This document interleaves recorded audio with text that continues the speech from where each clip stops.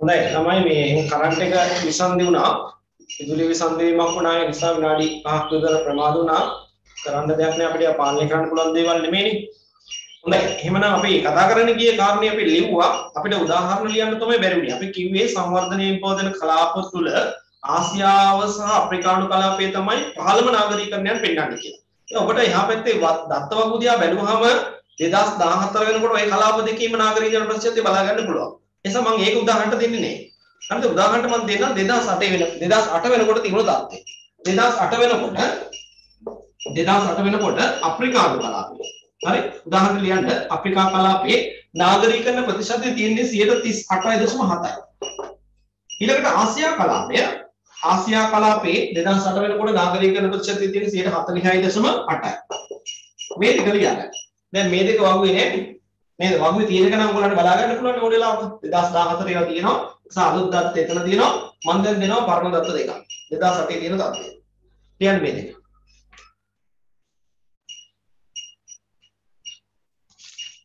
හොඳයි. එතකොට අපි නාගරිකරණයේ ලක්ෂණ 11ක් කතා කළා. අපිට තව කීපයක් ඉදිරියලා දෙනවා කතා බහ කරන්න අපි යමු. ඔය එකම 12 වෙනි එකට. 12 වෙනි එකටත් යමු. කවුද දෙවෙනි ප්‍රශ්නයක් අහුවා මට මතක් වුණේ ඒක දැන් මම හිතන්නේ අහපු ප්‍රශ්නේ මට මතක විදියට ලතින් ඇමරිකානු කලාපයට අයිති වෙන්නේ මොනවද කියලා. දකුණු ඇමරිකානු දකුණු ඇමරිකා මහද්වීපයේ තියෙන රටවල් ටිකයි ඒ අපිට තියෙනවනේ දූපත් රටවල් ටිකක් නේද? ජමයිකාව, හයිටි, ඊළඟට කියුබාව, බහාමා දූපත් ඒ ටිකයි ඊළඟට මධ්‍ය ඇමරිකානු රටවල් කීපයක් තියෙන්නේ. පහළ උතුරු ඇමරිකාව, දකුණු ඇමරිකාව මැද සම්බන්ධ කරන රටවල් ටිකක්. අන්න ඒකෙන් රටවල් කීපයක ඇතුළත් වෙන කලාපය තමයි ලතින් ඇමරිකානු කලාපය කියන්නේ. මම හිතනවා ප්‍රශ්නේ අහපු ප්‍රශ්නයක තමයි ඒකට අදාළ උත්තරේ ඔන්න දුන්නා. අපි යමු කොහොමද 12 වෙනි කාරණේට විෂය කරුණට 12ක් කියනවා සංවර්ධිත රටවල් ආශ්‍රයෙන් නාගරිකරණයේ මුල් වරට සිදුවීම. ඒක ඉතින් ආයි කියන්න දෙයක් නැහැ නේ. අපි කිව්වනේ කාර්මීකරණය සමග අත්වල බැඳගෙන මේක ඇති වුණා කියලා. කාර්මීකරණය ඇති වුණේ ඔය බටහිර යුරෝපීය රටවල් වල සංවර්ධිත රටවල් වල. නේද? ඒක මුල් කරගෙන තමයි නාගරිකරණය ඇති වෙන්නේ. ඒ නිසා ආයි පුරපුණා කියන්න දෙයක් නැහැ. සංවර්ධිත රටවල් තමයි මුලින්ම නාගරිකරණ ක්‍රියාවලියට නතු වුණේ. ඒකේ ප්‍රශ්නයක් නැහැ. 13 වෙනි එකට යනවා. කර්මාන්ත නාගරික කේන්ද්‍රස්ථානවල වර්ධනය වූ නිසා දියුණු රටවල නගර කරා විශාල වශයෙන් ජනයා ඒමෙන් නැත්නම් ඇදී ඒමෙන් නාගරිකරණය ආරම්භ. ඒකත් ඕනේ නැහැ කියන්නේ. ඇයි අපි ඒක හොඳින්ම දන්න දෙයක්. කාර්මීකරණය වෙච්ච මුල් අවස්ථාවේ කර්මාන්ත ආරම්භුනේ නගරවල කියලා කිව්වා. ඒතර නගරවල විශාල රැකියා අවස්ථා නිර්මාණය වීමක් සිද්ධ වුණා කිව්වා. ඒ හින්දා විරැකියාවෙන් පෙළෙච්ච ග්‍රාමීය ප්‍රදේශවල මිනිස්සු නගරේ කරා ආවා කියලා කිව්වා. ඒ නිසා තමයි මේ කාර්මීකරණය සමග අත්වල බැඳගෙන ඒ රටවල් වල මේ නාගරිකකරණ ක්‍රියාවලිය ආරම්භ වුණා කියලා කිව්වා. ඒ නිසා ඒක තවත් අවශ්‍ය නැහැ විස්තර කරන්න. නේද? 12 13 කියන කාරණා දෙක අපි හොඳින් දන්න කාරණා දෙකක්. ඊළඟට බලන්න 14 වෙනි එකේ කියනවා ග්‍රාමීය පරිසරයෙන් මිදී එන පිරිස් නිසා සංවර්ධනය වෙමින් පවතින රටවල නාගරිකකරණ සිදුවීම.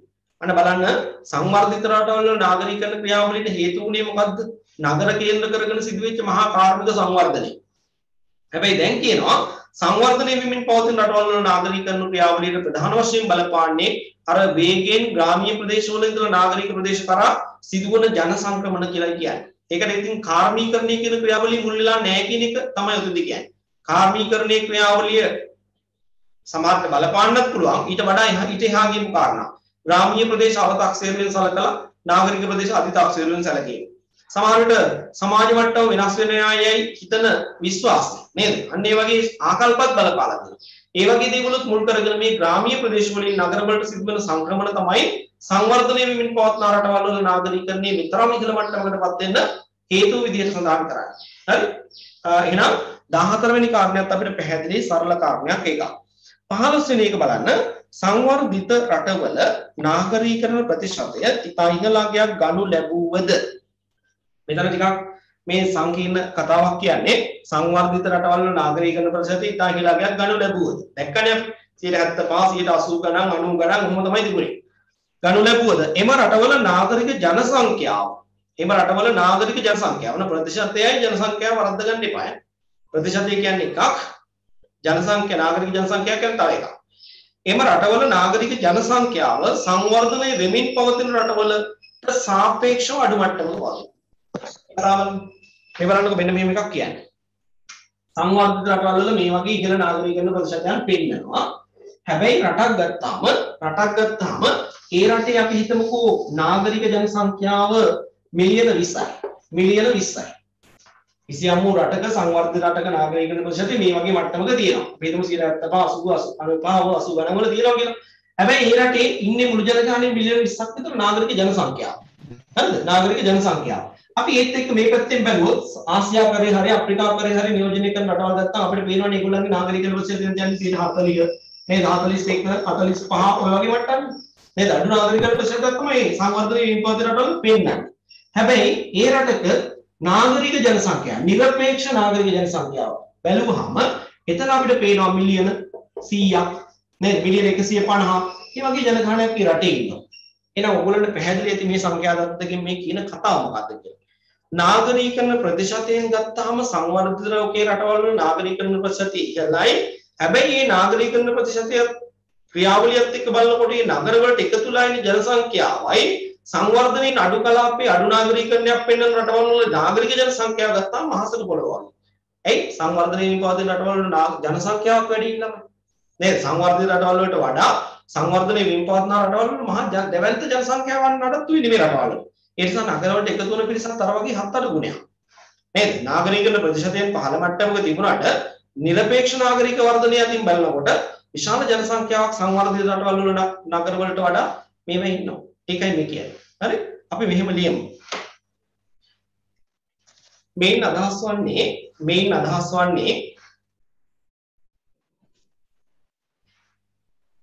ඉහළ නාගරීකරණ ප්‍රතිශතයන් පෙන්වන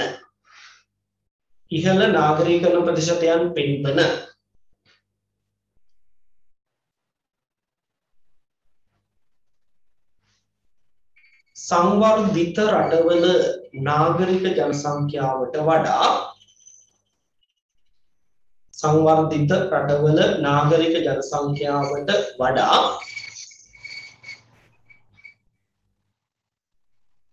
පොඩ්ඩක් හොවා කියන්න පුළුවන්ද?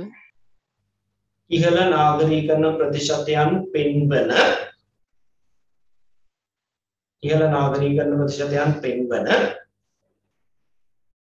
සංවර්ධිත රටවල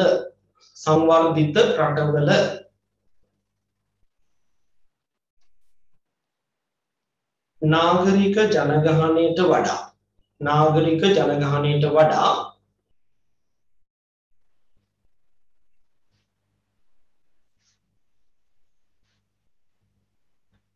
අඩු නාගරීකරණ ප්‍රතිශතයන්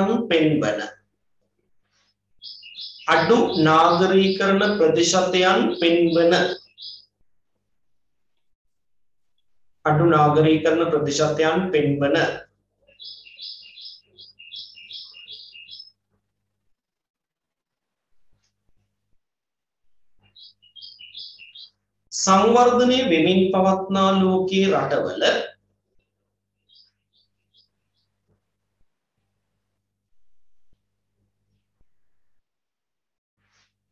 සංවර්ධනයේ වෙමින් පවත්නා ලෝකයේ රටවල නාගරික ජනසංඛ්‍යාව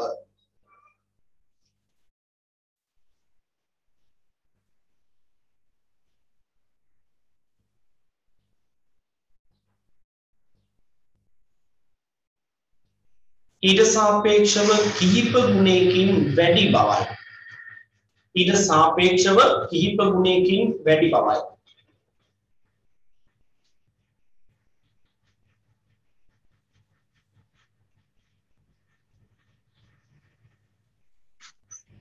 ඊට සාපේක්ෂව කිහිප ගුණයකින් වැඩි බවයි.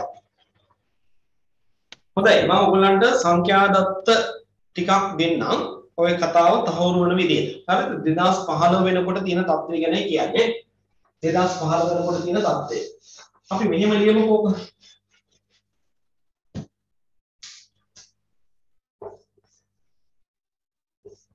නාගරික ජන ප්‍රතිශතය. හරි? නාගරික ජන ප්‍රතිශතය. ඊළඟට ගමු අපි නාගරික ජනගහනය. කාගේද? සංවර්ධිත රටවල් වලයි සංවර්ධනය වෙමින් පවතින රටවල් වල. එහෙම හදාගමු අපි.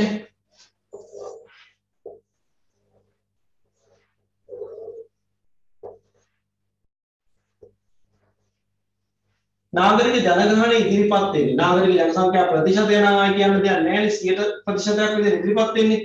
මෙතන නාගරික ජනගහනය ඉදිරිපත් වෙන්නේ මිලියන වලින් ඈ මිලියන වලින්.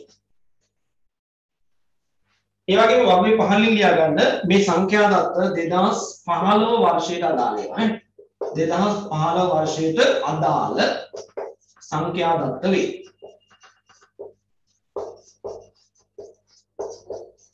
ඔය ටික ලියාගන්නකො එතකොට මට දත්ත ටික දෙන්න පුළුවන්.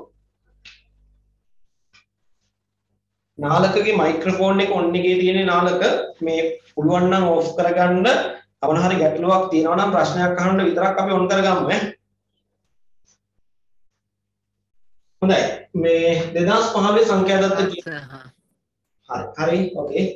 2015 සංඛ්‍යා දත්ත කියන්න හදන්නේ නාගරික ජන ප්‍රතිශතයයි නාගරික ජනගහනයයි. දැන් ඔය කියන කතාව තහවුරු කරන්න ඕක තියෙන්නේ නැහැ. හරි. එහෙනම් අපි සංවර්ධිත කලාපයේ නාගරික ජන ප්‍රතිශතය ලියමු 2015 වෙනකොට 78.1යි. 78.1යි. හරි. එතකොට 78.1ක ඉහළ නාගරීකරණ වර්ධන නාගරික ජනසංඛ්‍යා ප්‍රතිශතයක් අගයක් වෙන්න සංවර්ධිත ලෝකයේ 2015 වෙනකොට ඉඳලා තියෙන මුළු ජනගහනය මිලියන 979යි. හරි ලෝක ජනගහනය මිලියන 979යි. මේ සංවර්ධිත රටවල් නියෝජනය කරන කලාපයේ ඔක්කොම නාගරික ජනසංඛ්‍යාව මිලියන 979යි. හරිද? හැබැයි 2015 වෙනකොට සංවර්ධනයේ වෙමින් පවත්නා කලාපයේ රටවල් වල සමස්ත නාගරීකරණ ප්‍රතිශතය ළමයි 49යි. මේගොල්ලෝ 78ක් වෙන්නකොට මේගොල්ලන්ගේ 49යි අගේ තිබිලා තියෙන්නේ. හැබැයි පුතේ ඒගොල්ලන්ගේ රටවල් ඔක්කොගෙම අරගෙන බලනකොට ජනසංඛ්‍යාව නාගරික ජනසංඛ්‍යාව මිලියන 3002ක්. නේද? බලන්නකො කී ගුණයක්ද කියලා. නේද? මෙතන අපි මිලියන 1000 කියලා හිතන්නකො. මිලියන 1000 කියලා හිතුවත් 3 ගුණයක් විතර ජනගහනයක් ඉඳලා තියෙනවා ඒගොල්ලන්ගේ නාගරික යයි හඳුනා ගන්න ජනවාස. පැහැදිලිද කතාව? නේද? ඔය කියපු කතාව හොඳට පැහැදිලිව මේ දත්තේ. සංවර්ධිත කලාපයේ 2015 වෙනකොට 78.1ක ඉහළ නාගරිකරණයක් පෙන්නුවත් ඒගොල්ලන්ගේ ඔක්කොගේම රටවල් වල හිටපු මුළු ජනගහනයේ නාගරික ජනගහනය මිලියන 979. නමුත් සංවර්ධනයේ පවතින කලාපය ගත්තම අපි දන්නවා නාගරිකරණයේ 15%ක් පෙන්වන්නේ මෙන්න 49යි තිබිලා තියෙන්නේ. 49ක අගයක් තිබුණාට මේ රටවල් වල නාගරික ජනසංඛ්‍යාව නිරපේක්ෂ වශයෙන් ගත්තාම මිලියන 3002ක්. එහෙනම් දැන් ඒගොල්ලන්ට පැහැදිලි ඉහළ නාගරිකරණයක් පෙන්වන මේගොල්ලන්ට වඩා මේගොල්ල අඩු නාගරිකරණයක් පෙන්වන මේ රටවල් වල නාගරික ජනසංඛ්‍යාව කීප ගුණයකින් වැඩි. කතාව පැහැදිලි වුණාද? මම හිතනවා පැහැදිලි ඇති නිරවුල් ඇති කියලා. හරි මේ දත්ත ටික උදාහරණ ලියමු. ලියාගෙන ඉවරලා මට එක්කෙනෙක් දෙන්නේ මේ අත උස්සලා පෙන්නන්න. එතකොට මට ඉස්කියල් කාර්යය ලියයි ඈ.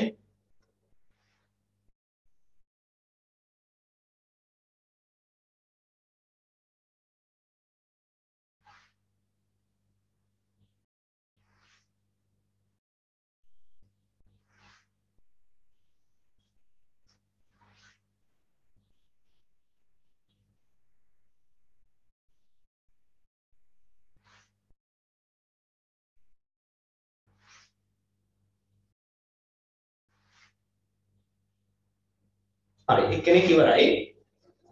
මම අනිත්‍යයටත් වෙලාව දෙන්නේ ඉවරයි. හරි ඇති පුතේ. මම හිතන්නේ අනිත්‍යයටත් ප්‍රමාණවත් මේ ටික ලියා ගන්න කාලය. හොඳයි අපි එහෙනම් ඊළඟ ලක්ෂණයට යන්න. නාගරිකනේ ලක්ෂණය අපි කතා කරන්න යන්නේ නේද? ඊළඟ ලක්ෂණය පෙන්වලා දීලා තියෙනවා 16 වෙනි එක ප්‍රධාන නාගරීකරණ කලාප තුල.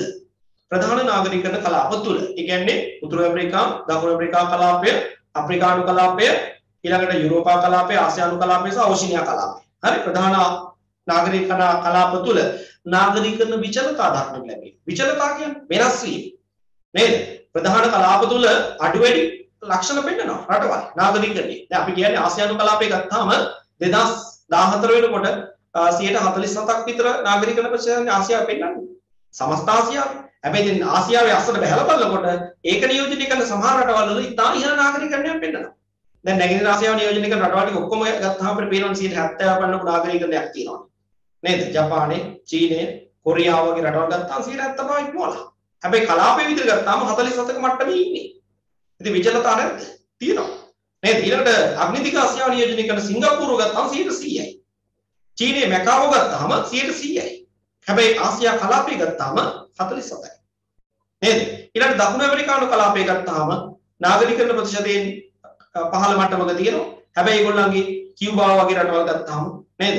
ඊළඟට රියුනියන් වගේ රටවල් ගැබොන් අප්‍රිකානු කලාපය ගත්තාම පහළ මට්ටමක තියෙනවා 140ක වගේ මට්ටමක.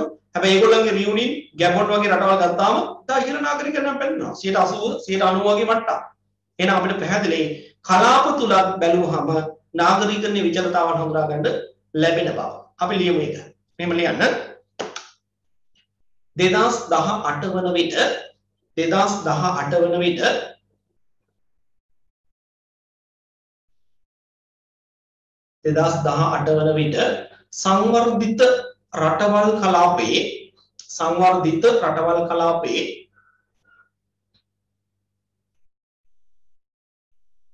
සංවර්ධිත රටවල් කලාපයේ නාගරීකරණ ප්‍රතිශතය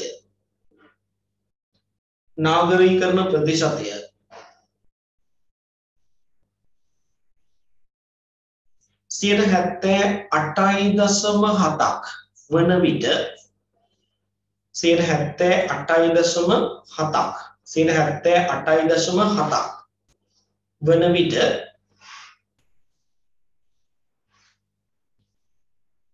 සංවර්ධනය වෙමින් පවත්නා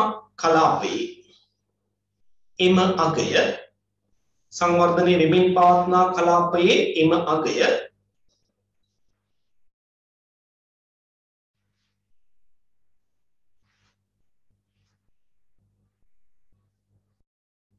සියයට 50.6ක මට්ටමේ පවතී. 50.6ක මට්ටමේ පවතී.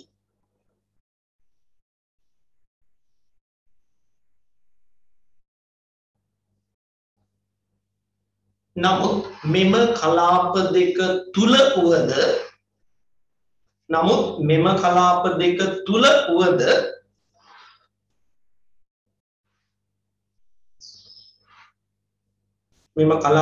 තුල වුවද නාගරීකරණයේ විෂමතාවයන්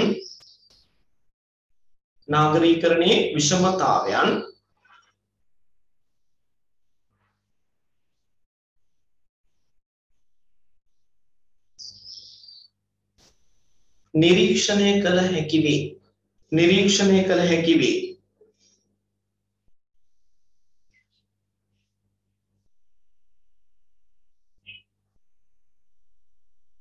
උදාහරණ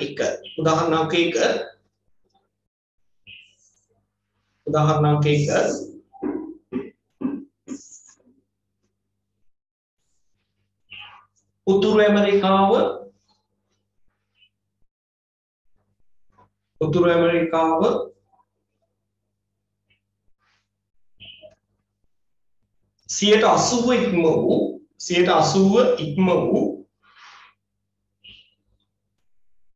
උතුරු ඇමරිකාව සියයට 80 ඉක්ම වූ අධිනාගරීකරණයක්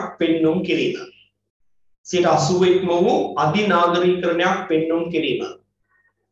මොකක්ද අහන ඕගොල්ලන්ට MCQ වල නාගරීකරණ කලාප අතර අධිනාගරීකරණයක් පෙන්නුම් කරන කලාපය කුමක්ද කියලා අහුවොත් අක්කල් වලට එන්න ඕනේ උතුරු ඇමරිකා කලාපය බව. ඒකේ අගයක් කියලා දෙනවා 80ට වඩා වැඩි කියලා. ඊළඟ දෙවෙනි උදාහරණය. උදාහරණ අංක 2 ආසියාවේ නාගරීකරණය 47ක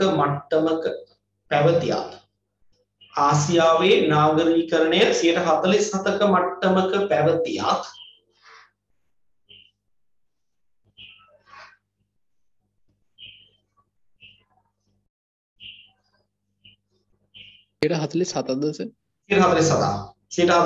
මට්ටමේ පැවතියත් ඒ තුල නියෝජනය වන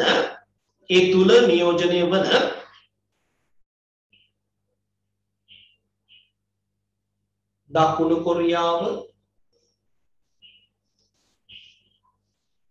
ජපානය වැනි රටවල්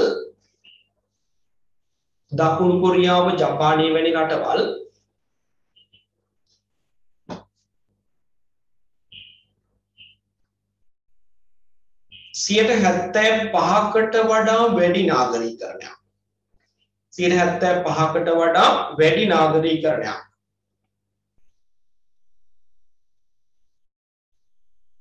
සිට 75කට වඩා වැඩි නාගරීකරණයක් පෙන්눔 කරන විට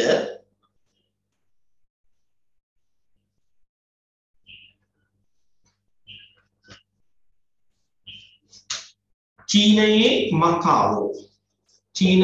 මකාවෝ එළියට දෙන බෝඩ් එකේ චීනයේ මකාවෝ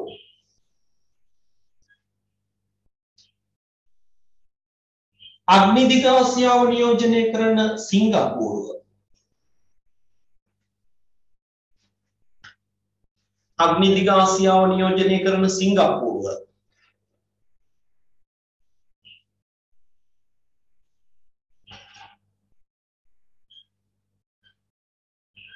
100ක නාගරීකරණ ප්‍රතිශතයක් පෙන්눔 කිරීම 100ක නාගරීකරණ ප්‍රතිශතයක් පෙන්눔 කිරීමයි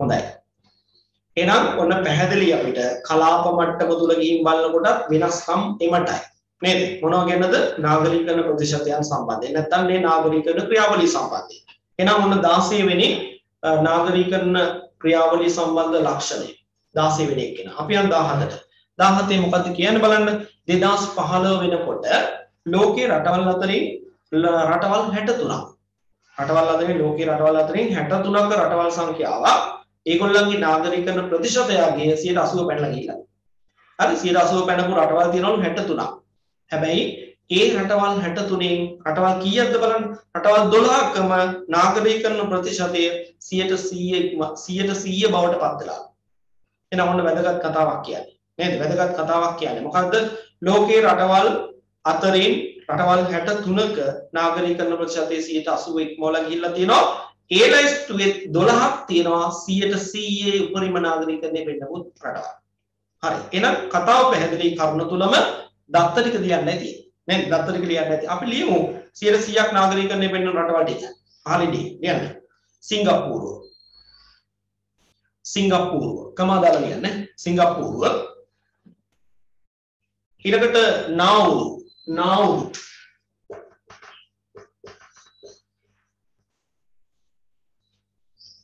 ऑस्ट्रेलिया नाउरू ඊළඟට මොනාකෝ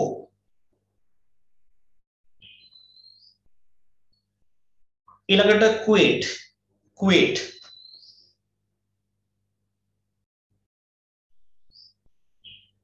වතිකානුව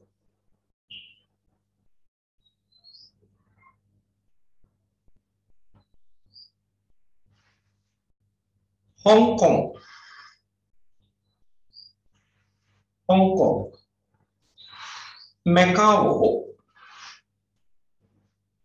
Macau Gibraltar शांत मार्टिन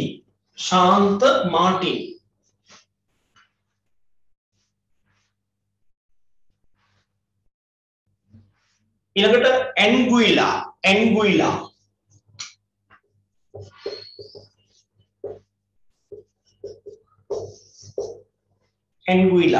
सह केमन दूपत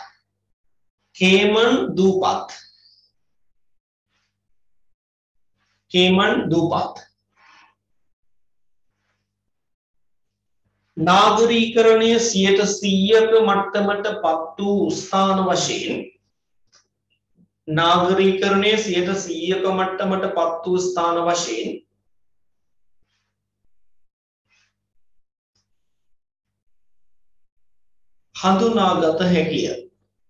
හඳුනාගත හැකිය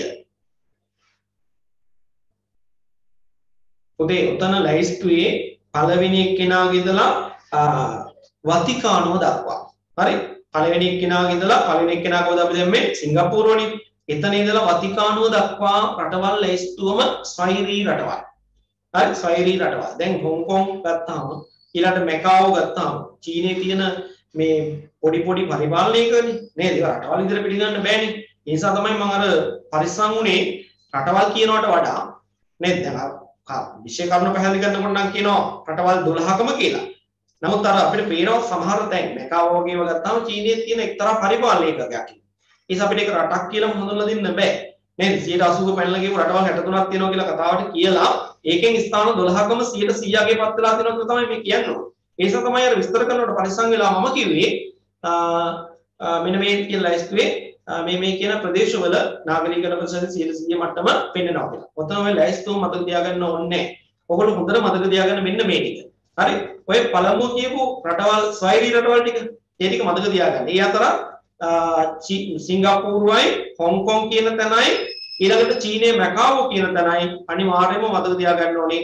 ගොඩක් වෙලාවට නාගරිකකරණය 100% මට්ටමට පත් වෙච්ච රටවල් මොනවද කියලා අහන තැනකදී ඔන්න ඔය කියන රටවල් තුන දාලා අහනවා. මොනවාද? සිංගප්පූරුවයි චීනයේ මැකාවෝ සහ හොංකොං. හරි? ඒ තුන නිතර අහන දෙයක්. ඒ නිසා හොඳට මතක තියාගන්න 100% මට්ටමට පත් වෙච්ච රටවල් ලයිස්තුවේදී තෝරන්න උනොත් ඔයාලට දෙන්නේ විකල්ප උත්තර තුන ඔන්න තුන් දෙනා දාපු උත්තරයක්. හරි? ඒ නිසා දැන් ඔබ දැනුවත් 12ක් තියෙන බව දන්නවා. නිතර කතාබහේ තියෙන ඇහෙන තැන් කීපයක් දැන් දන්නවා. ඒ වගේම ඔකේ ස්වෛරී රටවල් තියෙනවා. ඒ වගේම සමහර රටවල් වල පරිපාලන ඒකක නියෝජනය කරන ස්ථාන තියෙනවා. හරි? ඒකක නියෝජනය කරන ස්ථාන තියෙනවා. මම පොඩි වැඩක් පවරනවා දැන්. පැන්සලෙන් ඔතනම ලියා ගන්න. ඉහත සඳහන් කළ රටවල් සහ ප්‍රදේශ. ඉහත සඳහන් කළ රටවල් සහ ප්‍රදේශ ලෝක ආකෘතික සිතියමක. ලෝක ආකෘතික සිතියමක. ලෝක ආකෘතික සිතියමක ලකුණු කොට නම් කරන්න. ලෝක ආකෘතික සිතියමක ලකුණු කොට නම් කරන්න. දැන් ඔබට දැන් නාමිකෝව ඉගෙන ගත්තානේ. දැන් ඔය වැඩේ සිතට අවංකව මම මේක කළ යුතුයි කියන අවබෝධයෙන් කළොත් ඔබේ දැනුමට තව දෙයක් එකතු වෙනවා. මේ කියන තැන් ලෝකයේ මොන තැන්වලද පිටලා තියෙන්නේ කියන එක ඔබට දැනුමට අවබෝධයට යනවා. හරි? ඒ නිසා කරන එක බල ගන්නෑ මම. මගේ වැඩේ තියෙන්නේ ඔබට ඒ අදාළ දේවල් පවරලා ඔබ ඒ අදාළ ගමන් මාර්ගය තුල අරගෙන යන්න යනවද නැද්ද කියන එක තීරණය කරන්නේ ඔබ. ඒ නිසා මම ඔන්න වැඩේ දුන්නා. මේ ටික ලෝකාකෘති සිතියක ලකුණු කරලා ඔතෙන්ටම එකතු කරගත්තත් කමක් නැහැ. ඒකවල පේනවා ටියුට් එක බලන දවසක නෝට් එක පෙරන දවසක අවකාශීය ව්‍යාප්තියත් ඔය ටිකේ පේනවා. ඒ නිසා ඒ වැඩේ කරන්න ඕනේ. කරපු අයට පුළුවන්කම තියෙනවා. තමන් මාක් කරපු මැප් එකේ ෆොටෝ එකක් දාලා WhatsApp group එකෙන් මට එවන්න. group එකේ හරි තමන්ගේ personal number එකෙන් හරි එවන්න. group එකේ දානවට වඩා හොඳයි පුද්ගලික කරනවා. හරි? group එකේ දැම්මම සමහර අය බලා ඉන්නවා. ඒක දිහා බලා ඉඳලා බැරි දෙයක් හොයන්න. නේද? කලබල වෙන්න ඕනේ නැහැ. කවුරු වැඩක් මේක දායි. මේ දැම්මම අපි ඒක බලලා ලකුණු කරපු කෙනා පිරිසකුත් ඕක ඉන්න පුළුවන්. හරි ඉන්න පුළුවන්. ඒ නිසා පොදු group එකේ දාන්න එපා. තමන් එවන්න. එතකොට අනිත් අය දන්නේ නැහැ කවුද කලේ කවුද නැති කියලා. නේද? ඒතර කරන පිටිස අපිට මට තේරෙනවා කවුද නොකරන පිටිසක් කවුද කියලා මට තේරෙනවා. හොඳයි. ඒ වගේම මේ අස්සෙම තව පණිවිඩයක් දෙන්න තියෙනවා. දැන් මේ ගෙවිලා යන්නේ අගෝස්තු මාසෙ. සැප්තැම්බර් මාසයේ පළවෙනි සතියේ සිට රිවිෂන් පන්ති පටන් ගන්නවා. හරිද? සැප්තැම්බර් මුල සතියේ ඉඳලා රිවිෂන් පන්ති පටන් ගන්නවා. රිවිෂන් පන්තියේ පැය 4ක්. පැය 4ක් අඛණ්ඩව එක දිගට පවත්වනවා. හරි? අඛණ්ඩව එක දිගට පවත්වනවා. හැබැයි මෙහෙම දෙයක් මතක තියාගන්න. අනිත් අය සාමාන්‍ය පාන්දර 4 නෙවෙයි උදේ 8ට විතර පටන් අරන් හවස 4 වෙතර වෙනකම් පන්ති කරන අයත් ඉන්නවා. හැබැයි ඔයාලා බලන්න ඒ කරන අය අන්තිමට මේ පැය ගාන ගෙවලා කරලා තියෙන්නේ මොනවද කියලා බලන්න. හරි කලාට පස්සේ වෙනස පටන් ගන්නකොට පස්සේ ඔයාලා බලන්නකෝ. එහෙම බෑ.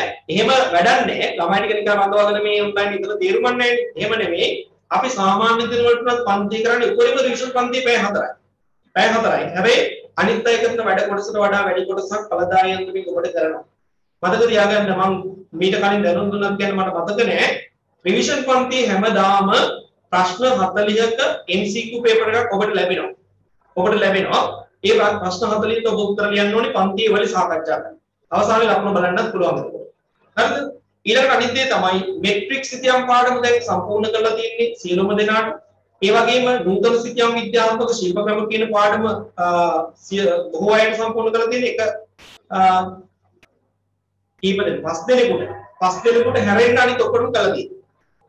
මෙතන ඉන්නේ. ඒ නිසා මේ පාඩමත් ප්‍රශ්නයක් නෑ. හරිද? මේ පාඩමත් ප්‍රශ්නයක් නෑ. ඒ වගේ ප්‍රශ්න හදනවා. සිතියම් මෙට්‍රික්ස් සිතියම් අභ්‍යාසයක් හැමදාම හම්බ වෙනවා. දැන් මේ වෙනකොට 2021 ටීම් එකේ යන්නේ මෙට්‍රික් සිතියම් අභ්‍යාසාංක 47. එතකොට බලන්න සිතියම් අභ්‍යාසාංක 47කට පන්ති කාමරේ උත්තර ලියනවා කියලා කියන්නේ A level paper එකේ හම්බ වෙන සිතියම් අභ්‍යාසයේ කඩක්වත් නෙමෙයි. නේද? අපි කියන්නේ එහෙමනේ. ඉරිකඩි. හරි? ඒ 47කට උත්තර ලියලා ගියේ ඔබට විභාග පේපර් එකේ හම්බ වෙන සිතියම් අභ්‍යාසය අලුත් යන්නේ නෙමෙයි. හැබැයි සමහර පන්ති වල තියෙනවා අපිට පේනවා සිතියම් අභ්‍යාස කරන්නෙම නැහැ. සිතියම් අභ්‍යාස කරන්නෙම නැහැ. ඔය යවනවා. හැබැයි ගිහිල්ලා විභාගයට පේපර් එක හම්බුණා සිතියම් කොටස අතට ලැබුණා තමයි ළමයාට අහිං දාඩි දාන්න. කොහොමද මේකට උත්තර ලියාගන්නේ? එහෙම නැහැ. රිවිෂන් වලදී කරේන්න ඕන ඔය ටික. හරි? ඊළඟට රචනා ප්‍රශ්න වලට උත්තර ලියන්න වෙනවා. මතක තියාගන්න රචනා ප්‍රශ්න වලට උත්තර ලියනකොට අනිත් පන්ති වල නම් පේපර් එකක් දීලා උත්තර ටිකක් සමහරට print කරලා දෙනවා ඇති. print කරලා දෙනවා ඇති. මම දන්නව දැන් තියෙනවා එහෙම පේපර් එකක් දෙනවා. උත්තර ටිකක් print කරලා දෙනවා. ළමයි හරිය කැමති. එයි මහන්සියක් නේ හිතන්න දෙයක් නේ නේද? පේපර් එක සර් දෙනවා උත්තර ටිකක් සර් දෙනවා. ඊට පස්සේ ඒක සාකච්ඡා කරන්න මේ මොකක් හරි මොකලක් තමයි පන්ති කරන්නේ. ඒක වැඩන්නේ. වැඩන්නේ නැත්තේ කොච්චර දැනුම තිබුණා වැඩන්නේ ඔබට විනාඩි 30කදී 35කදී උපරිමයෙන් ප්‍රශ්නකට උත්තර ලියාගන්න වෙනවා. එහෙමනම් ඒ නිසා ටයිම් මැනේජ්මන්ට් ඉතාම වැදගත්. ටයිම් මැනේජ්මන්ට් එකට වැඩ ගන්න ඔබට තමයි වැඩි වගකීමක් තියෙන්නේ. මට තියෙන්නේ ඒකට අවශ්‍ය කරන පහසුකම හදලා දෙන්න විතරයි. ඒ වගේම මතක තියාගන්න රචනා ප්‍රශ්න පත්‍ර හම්බ වෙනවා. ඒවැ ප්‍රශ්න වලට අදාළ කරන ප්‍රශ්න ලියන ක්‍රමය, ප්‍රශ්න උත්තර ලියන ක්‍රමය පෙන්නලා දීලා අවශ්‍ය කරන කොටස් වලට අවශ්‍ය කරන පිළිතුරු පොයින්ට් විදිහට තමයි මම දෙන්නේ. ඊට පස්සේ ඔබට ලියන්න අවස්ථාව හම්බ වෙනවා. ඒ වගේම තමයි දැන් 2021 කියනවා හැමදාම ප්‍රශ්න මේ ලකුණු 20 රචනා ප්‍රශ්න එකකට උත්තර ලියනවා තමයි. හැමදාම. ඒක දාන්නේ දැන් අද හවස දෙකට පේපර් එක ප්‍රශ්න දැම්මනම් පැය 12ක් හම්බ වෙනවා. පැය 12 ඉවරනකොට ඊළඟ ප්‍රශ්න වෙනවා. එකතු කරගත්තොත් ලියන එක්කෙනාට අවුල් ඒ නිසා ඒ ළමයි දුරු වෙලා ඉන්නවා. අතන හරි උද්‍යෝගිමත් වෙයි ළමයි වලට උත්තර ලියනවා. හැමදාම රචනා ප්‍රශ්න එකකට උත්තර ලියනවා. අර පේපර් වලට අමතක. එහෙම තමයි රිවිෂන් යන්නේ. ඒ නිසා මම මේ දේවල් ඔබට කියන්නේ දැන් පාඩම් කරන්න පටන් ගන්න. නිකන් ඔය වනවනා පන්තිට ඇවිල්ලා රිවිෂන් වලට සූදානම් වෙලා වැඩ කරන්න බෑ ළමයි. හරිද? රිවිෂන් වලට වැඩ කරන්න ගියාම පාඩම් නොකරන හොරු ඔටෝම අහු වෙනවා. හරිද? ඔටෝම අහු වෙනවා. ඒ නිසා අපේ රිවිෂන් සමහරට හරියන්නේ නැහැ සමහර අය. ඇයි? වැඩනේ කරන්නේ. අනම්මන නෙමෙයි වැඩ. බැරි වෙනකොට පන්ති පාවින එකයි වෙන්නේ. ඒ නිසා හොඳට මතක තියාගන්න ඔබට කාලය දෙන ඉදිරියේදී හොඳට වැඩ කරන්න. වැඩ කළොත් රිවිෂන් ඔබට අල්ලලා යයි. නැත්තම් එපා. ඒ නිසා මතක තියාගන්න. ඒ එපා වෙනවා නම් ඊතර ප්‍රශ්නයක් තියෙනවා. ඒක ඔබ කල්පනා කරන්න ඕනේ මේක කොහොමද කල්පනාකරණය කරගන්නේ. එහෙනම් මම දැනුම් දුන්නා ආයේ දැවත දැනුම් දීමක් නැහැ. සැප්තැම්බර් මාසේ මුල සතියේ ඉඳලා එක පාඩම ගෙලිය පිටින් ඔක්කොම ටික බර දාන්නේ නැහැ. ක්‍රමානුකූලව ඩිංග නැවත පාඩම් මතක් කර එහෙම ක්‍රමයකට තමයි ඉස්සරහට ගියන්නේ. නිසා බය වෙන්නත් එපා. හරි බය වෙන්නත් එපා. හොඳයි එහෙනම් රිවිෂන් ගැන දැනුවත් කිරීම ඔච්චරයි අපි පාඩමට යමු. අපි කතා කරන ආවේ 17 වෙනි එක. 18ට යමු. 18 අන්තිම කාරණේ නාගරිකනේ ලක්ෂණයට දෙන අවසානයේ කියනවා. 2015 වර්ෂයේ වන විට නාගරික ජනසංඛ්‍යාව මුළු ජනසංඛ්‍යාවෙන් 120ට වඩා අඩු රටවල්. ඔන්න බලන්න 120ට වඩා අඩු. ඒ කියන්නේ මුළු ජනසංඛ්‍යාවෙන් නෙමෙයි නාගරික ජන ප්‍රතිශතය. නාගරික ජනසංඛ්‍යාව නාගරිකල ප්‍රතිශතය 120ට වඩා අඩු රටවල් කියලා හදා ගන්න ඕනේ. තමයි හතරේදී කියන්නේ. අඩු රටවල් සංඛ්‍යාව 12ක් ලෝකේ තියෙනවා. 12ක් තියෙනවා. නාගරිකන ප්‍රතිශතය 120කට වඩා අඩු අගයන් පෙන්වන රටවල් 12ක ලැයිස්තුවක් ලෝකේ තියෙනවා. අන්නේ රටවල් 12 ලැයිස්තුවේ තමයි අපිත් ඉන්නේ. අපි කියන්නේ ශ්‍රී ලංකාවත් ඉන්නේ ඕකේ. කනගාටු වෙන්නේ නේද කාරණේ? අහන්න එහෙම දෙයක් අහන්න ලැබීම සම්බන්ධයෙන් ලෝකේ රටවල් ලෝකේ නාගරිකයන්ගෙන් 15 මට්ටමේ ඉන්න රටවල් 12 ලැයිස්තුවේ ලංකාවේ. ඔය ලැයිස්තුවේ ඉන්නවා අප්‍රිකානු රටවල් කීපයක් ඉන්නවා. ඊළඟට ශ්‍රී ලංකාව ඇතුළු ආසියානු රටවල් ඉන්නවා. ඊළඟට ඕෂිනියා කලාපේ නියෝජනය කරන රටක් ඉන්නවා. ඊළඟට යුරෝපා කලාපේ නියෝජනය කරන රටකුත් තියෙනවා. අපි යුරෝපය වගේ රටවල් හඳුනාගන්නේ නාගරිකයන්ගෙන් හිණිපෙත්තට නැගපු කලාපයක් විදිහට. හැබැයි ඉතින් නාගරිකයන්ගෙන් 15ම ලෙවල් එකේ ඉන්න රටවල්වලුත් මේ කලාප නියෝජනය කරන බව වන්ත කරන්න එපා. එහෙනම් අපි ඔය සංශෝධනය කරගමු පොඩ්ඩක් ඔකේ වරද්දක් තියෙනවනේ. මොකද්ද මේ කියන්නේ? 2015 වර්ෂයේ වන විට නාගරික ජනසංඛ්‍යාව මුළු ජනසංඛ්‍යාවෙන් 120ට අඩු රටවල්. එහෙමනේ කියන්නේ. ඒක කපන්නේ කොතනින්ද? නාගරික ජනසංඛ්‍යාව මුළු ජනසංඛ්‍යාවෙන් කියන ටික කපලා දාන්න. 2015 වන විට නාගරිකන ප්‍රතිශතය 120ට වඩා අඩු රටවල්. අන්නේ මතක. නාගරිකන ප්‍රතිශතය 120ට වඩා අඩු රටවල්. 120ට වඩා අඩු රටවල් 12ක් හඳුනාගත හැකි වීම 12ක් හඳුනාගත හැකි වීම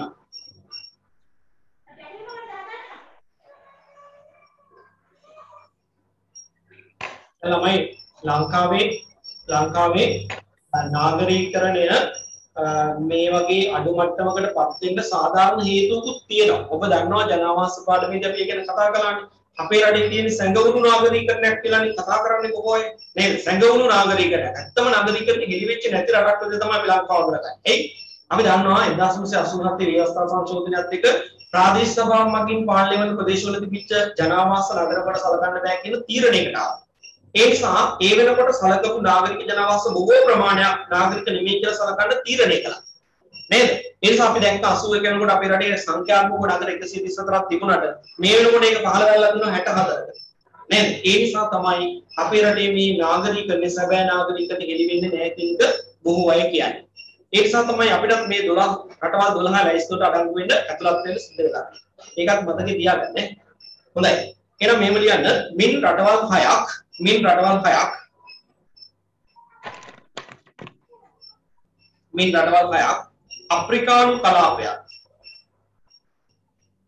අප්‍රිකානු කලාපයක්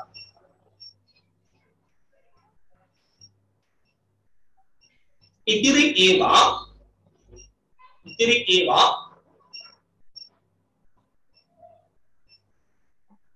ආසියා ලතින්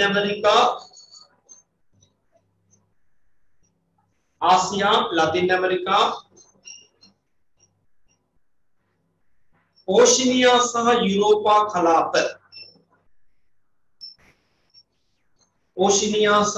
යුරෝපා කලාප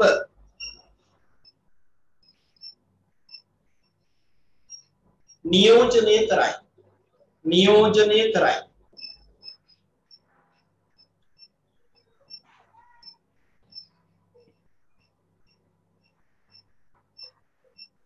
හරි.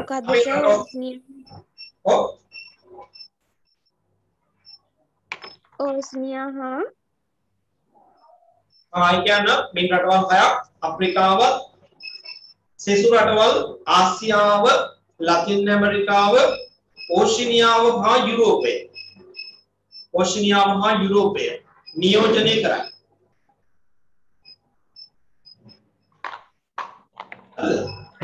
දැන් අපි ලැයිස්තුම ලියමු. හරි ලැයිස්තුම ලියමු. බුරුන්ඩි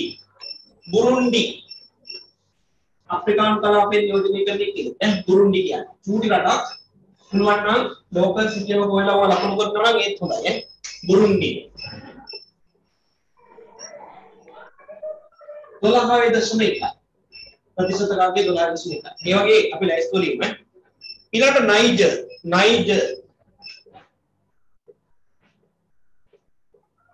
නයිජර් වල අගය 16.2යි.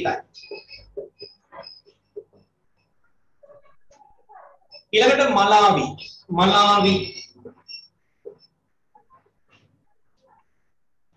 වල 16.3යි. ඊළඟට රුවාන්ඩා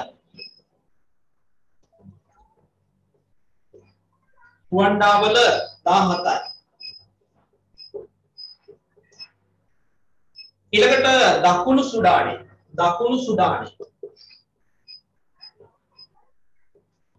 ඔයගොල්ලෝ දන්නවා සුඩානය කියන රට මේ මෑතකදී කොටස් දෙකකට වෙන්ුනේ නේද? රටවල් දෙකක් විතර වෙන්ුනේ මේ මෑතක. දකුණු සුඩානය සහ උතුරු සුඩානය කියලා. ඒකෙන් මේ දකුණු සුඩානය ගැන කියන්නේ ඒගොල්ලන්ගේ 18.9.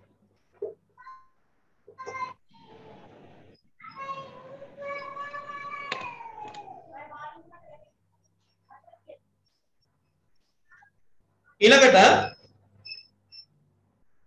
ශ්‍රී ලංකා දන්නවනේ අගේ මම කියන්න ඕනේ නැහැ. මම කියන්නේ නැහැ.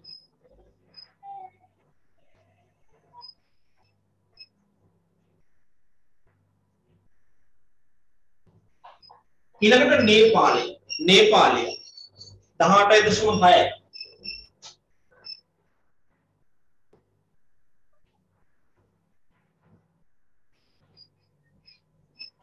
ඊළඟට පැපුවා නිව්ගිනියා පැපුවා නිව්ගිනියා.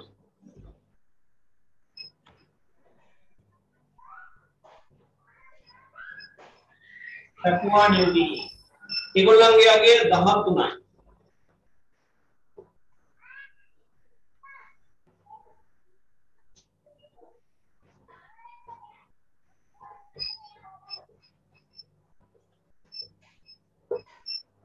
ඊළඟ ලිචෙස්ටයින්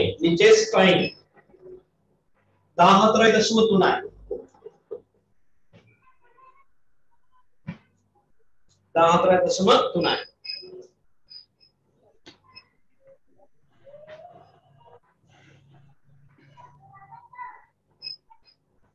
ඊළඟට Trinidad සහ Tobago. Trinidad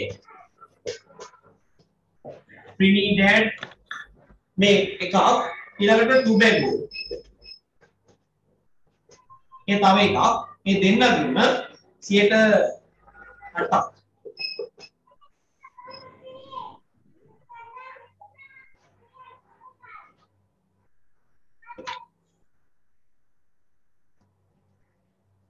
එතකොට මෙන්න මේකත් මතක තියාගන්න මේ ලයිස්තුවේ තිබිච්ච ඒ වගේම ලෝකේ නාගරීකරණ මට්ටම් තුල මේ නාගරීකරණ ප්‍රතිශතයන් තුල අඩුම නාගරීකරණයක් දක්වන රටවල් දෙකක් කවුද කියලා මතක තියාගන්න. MCQ ප්‍රශ්නකට අහන්න පුළුවන්. ලෝකේ අඩුම නාගරීකරණයක් වෙන රට කවුද කියලා අහුවොත් මෙන්න මතක තියාගන්න වෙනවා Trinidad සහ Tobago. මේ දෙන්නම අයිති වෙන්නේ ලතින් ඇමරිකානු කරේ. හරි ලතින් ඇමරිකානු කරේ රටවල් දෙකක් තමයි පොඩි දූපත් දෙකක් Trinidad සහ Tobago කියලා කියන්නේ. හොඳයි එහෙනම් ඔන්න පුතේ අපේ ලෝකයේ නාගරීකරණයේ ලක්ෂණ හා මට්ටම් කියන ප්‍රධාන මාතෘකාව යටතේ ලෝකයේ නාගරීකරණයේ ලක්ෂණ ටික කතා කරා. හරිද? ලෝකයේ නාගරීකරණයේ ලක්ෂණ ටික අපි පැහැදිලි කරගත්තා. අපි ඊළඟට යන්න හදන්නේ මේ මාතෘකාවේ දෙවෙනි කොටසට නාගරීකරණයේ මට්ටම් ටික හඳුනා ගන්න. ඒ කියන්නේ මෙතෙන්දි සම්පූර්ණයෙන්ම කෙරෙන්නේ පැහැදිලිවම සංසන්දනයක්.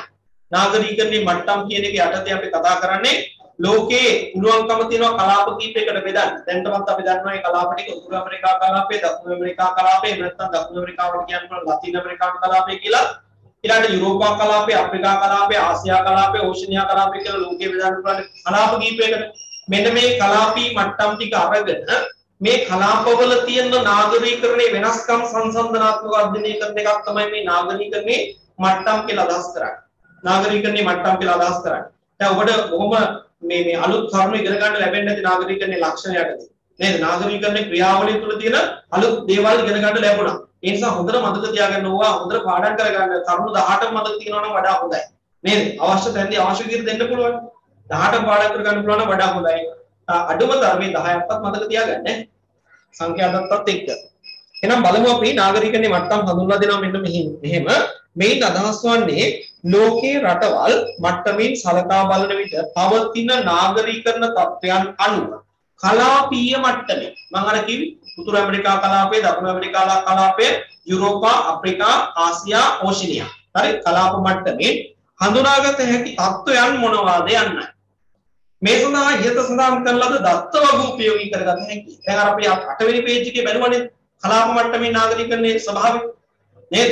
අන්නේ දත්ත වග ප්‍රොජෙක්ට් ගන්න පුළුවන් කියලා කියන්නේ. එහෙනම් අපි බලමු අප්‍රිකානු කලාපය. බලන්න පුතේ අප්‍රිකානු කලාපය කියන එක පොඩ්ඩක් ඒ රෝ එක දිගේ එන්න බලන්න. මොනවද තියෙන්නේ? අප්‍රිකානු කලාපය 1900 නාගරීකරණ ප්‍රතිශතය සම්බන්ධයෙන් 50ට 14ක් පෙන්නනවා. 70 වෙනකොට 22ක් පෙන්නනවා. 90 වෙනකොට 31ක් පෙන්නනවා. ඊළඟට 14 දී 40ක් පෙන්නනවා. 2030 වෙනකොට තමයි 47ක් පෙන්නනවා කියලා විශ්වාස කරන්නේ. මේද නැද්ද කියන්නේ අපි දන්නේ නැහැ. පුරෝපතනය කරනවා 47ක් වෙයි කියලා. ඒතර ඔයකත් එක්ක බලන්න අනිත් කලාපවල ස්වභාවය නේද? අනිත් කලාපවල ස්වභාවය බලන්න. අනිත් හැම කලාපයක් 50 වෙනකොට ඊට වඩා වැඩි අගයන් පෙන්නලා තියෙනවා. අප්‍රිකානු කලාපයට වඩා වැඩි අගයන් පෙන්නලා තියෙනවා. ඒ වගේම බලන්න 2014 වෙනකොට තියෙන තත්ත්වය 40යි. අනිත් හැම එක්කිනාගම ඊට වඩා වැඩි නේද? නාගරීකරණයේ වැඩිම අගයන් පෙන්නනවා. 40ට වඩා වැඩි අගයන් අනිත් හැමෝම පෙන්නනවා. එහෙනම් අපිට පුළුවන්කම තියෙනවා පැහැදිලිවම හඳුන්වා දෙන්න අප්‍රිකානු කලාපය තමයි ලෝකේ නාගරීකරණ කලාප අතර අඩුම නාගරීකරණයක් පෙන්වු කරන කලාපය.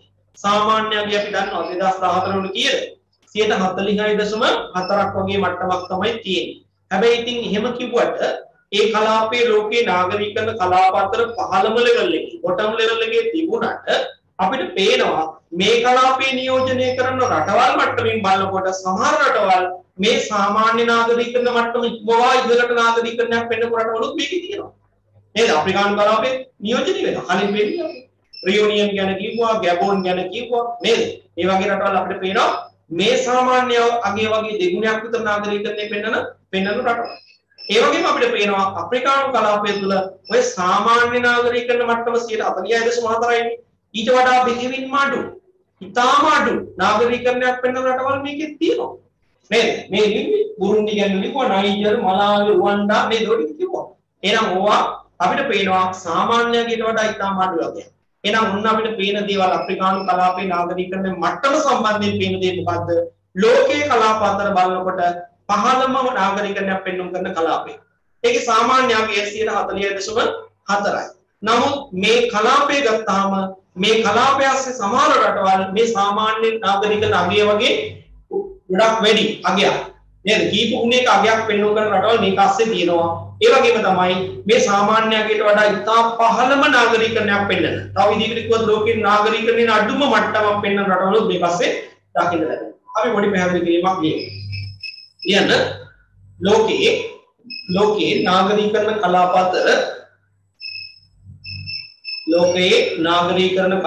අතර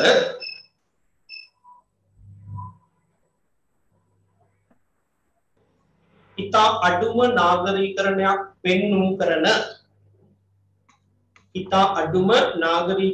පෙන්නුම් කරන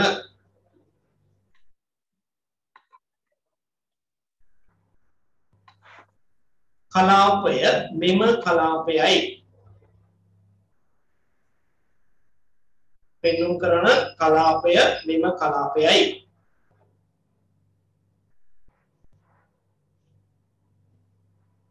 මෙහි සාමාන්‍ය නාගරීකරණ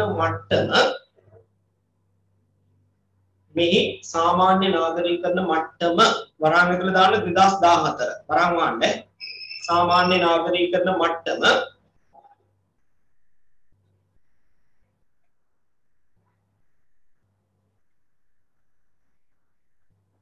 46.4ක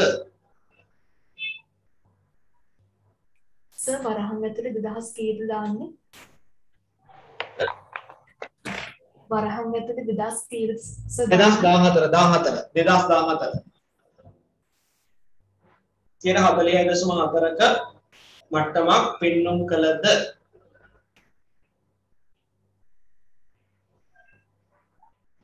අප්‍රිකානු කලාපය තුල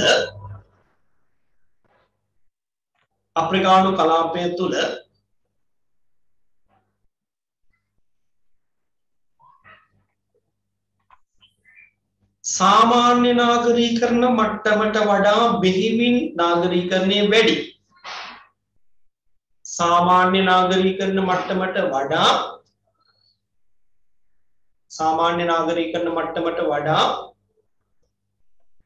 බෙහෙවින් නාගරීකරණය වැඩි.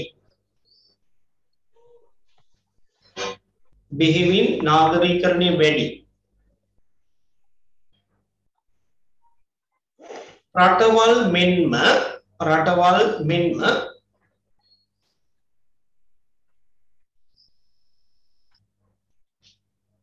ඉතාම අඩු නාගරීකරණයක්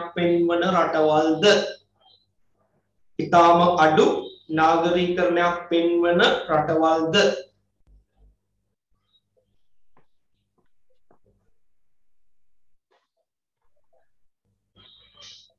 නිරීක්ෂණය කළ හැකිය නැත්නම් දැකගත හැකිය.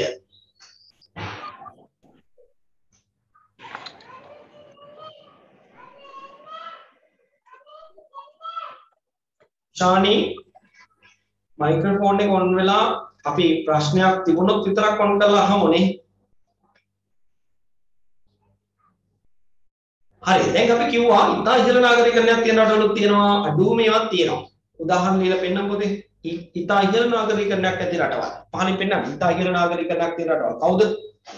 රියුනියන් 95යි.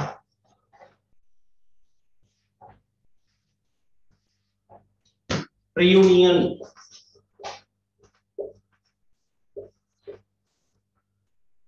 ඊළඟට ගැබොන් ගැබොන්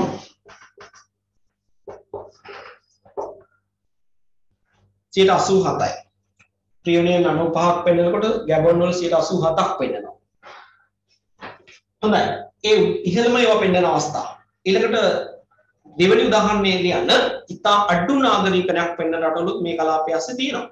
ඉතාම අඩු රටවල්, ඉතාම නාගරිකණය අඩු රටවල්. දැන් දන්නවද මේ තියෙන්නේ? ඕකෙන් කැමති එකක් දෙකක් කියන්න. රියුනියන් ඇඩි රියුනියන් අගේලියන්ස් රියුනියන් වල 95යි. ගැබොන් වල 87යි.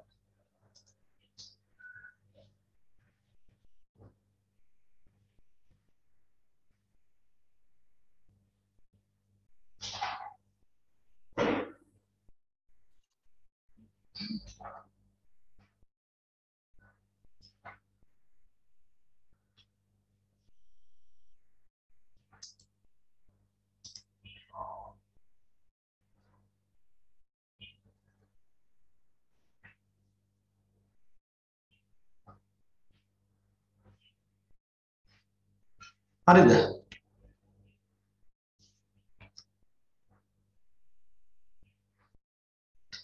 හරි සර්.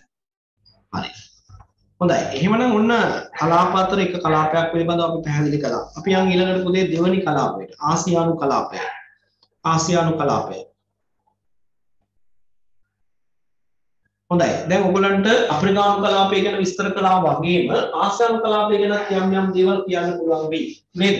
අපි දන්නවා ආසියානු කලාපය ගත්තාම අප්‍රිකානු කලාපයෙන් හැරුණුකොට නාගරිකයන්ගේ ඊළඟ තැනට ඉන්නේ ආසියාව. නේද? 15 මට්ටමේ ඉඳලා බලාගෙන එනකොට 15 ඉන්නේ අප්‍රිකාව, ඊළඟ තැනටපත් වෙලා තියෙන්නේ ආසියාව. 47ක් වගේ මට්ටමක් තමයි නාගරිකයන්ගේ සාමාන්‍යයෙන් පෙන්වන්නේ 2014 වෙනකොට. හැබැයි ඉතින් අපිට පේනවා අර වගේම තමයි. අප්‍රිකානු කලාපය වගේම තමයි. ආසියානු කලාපයේ සාමාන්‍යයෙන් 47ක් පෙන්වනකොට ඒක ඇස්සේ සමහර රටවල් 100 මට්ටම් පෙන්වනවා. තවත් සමහර රටවල් තියෙන ලෝකයේ 15ම නාගරිකයන්ක් පෙන්වන ලැයිස්තුවේ නියෝජනය කරන රටවල්. ශ්‍රී ලංකාව, නේපාලය වගේ රටවල්. නේද? එහෙනම් ඒකෙනුත් අපිට පැහැදිලි වෙන්නේ අර අප්‍රිකානු කලාපය තුල දැක්ක කාරණේම තමයි. එහෙනම් අපි ලියමු එක. ලියන්න. ආසියානු කලාපය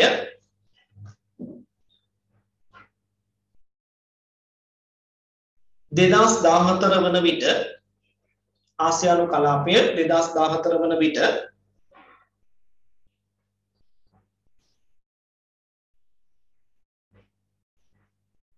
වන විට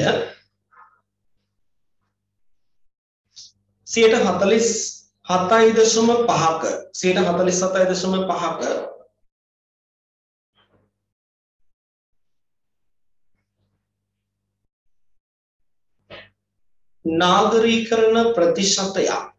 නාගරීකරණ ප්‍රතිශතයක්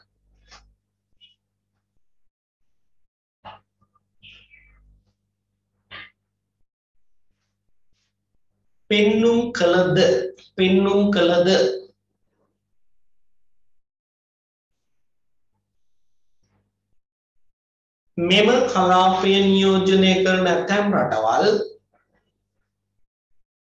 මෙම කලාපය නියෝජනය කරන ඇතැම් රටවල්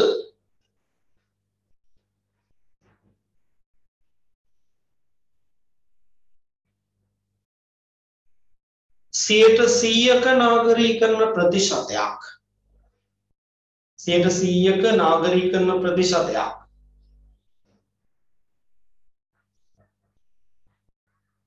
100ක නාගරීකරණ ප්‍රතිශතයක්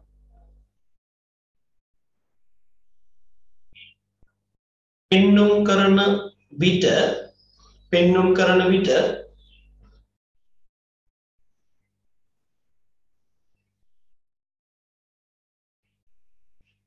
ඇතැම් රටවල්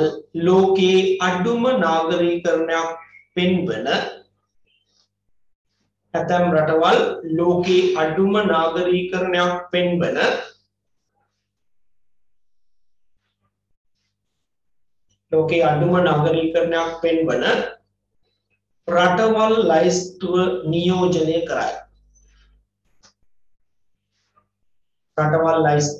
නියෝජනය කරයි.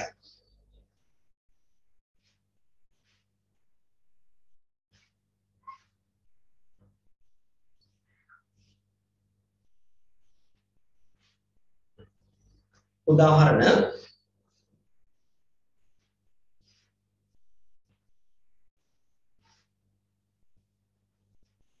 දන්නවනේ උදාහරණ ටික ලියන්න බලන්න. අනේ ලියන්න උදාහරණ 100%ක් නාගරිකරණය පෙන්වන ස්ථාන තුනක් ආසියාවෙන් අපිට හම්බ වෙනවා. සිංගප්පූරුවයි, චීනයේ මැකාවෝ සහ හොංකොං කියන ස්ථාන. නේද? ඒ තුන ලියන්න පුළුවන් උදාහරණ 100% පෙන්වන ඒවා. ඊළඟට ඉතාලම පහළම නාගරිකරණයක් පෙන්වන ස්ථාන දෙකකට අපිට ගන්න පුළුවන් නේපාලය සහ ශ්‍රී ලංකාව. උදාහරණ ලියන්න පුතේ සංඛ්‍යා දත්ත එක්කම ලියන්නේ. නැත්නම් ලයිස්තු විතරක් ලියලා බෑනේ.